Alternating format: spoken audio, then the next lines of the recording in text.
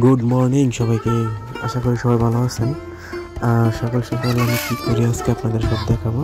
So সকাল সকাল আমি হাঁস মুরগিগুলোরে ছাড়ি আগে ঘর থেকে ছাইটা আদা বাদার খাওয়াই, বুঝছেন। তারপরে অনেক কাজ করি, মানে সকালবেলা দিনটাই যায় এইভাবে হাঁস মুরগি নিয়ে একটু ছাড়াছাড়ি।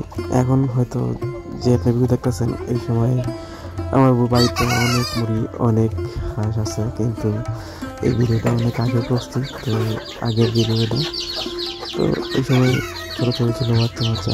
তারা কিন্তু বাচ্চাগুলো বড় হয়ে গেছে, নতুন মুরগি আড়েছে, হাঁস আড়েছে, অনেক কিছু বেশি বেশি।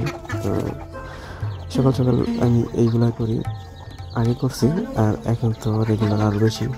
আমার বাড়িতে হাঁস মুরগি অনেক বেশি, তো এগুলো নিয়ে পরিচর্যা করি।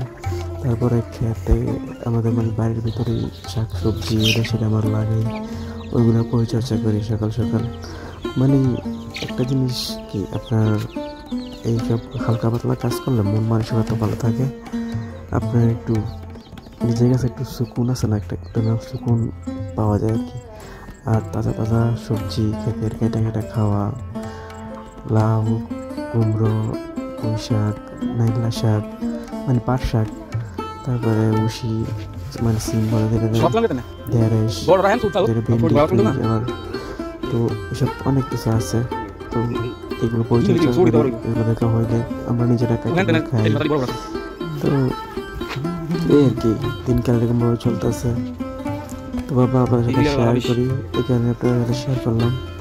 আর এই যে সুন্দর কষি নাইলা শাক আছে, সকাল সকাল নাইলা শাক নিয়ে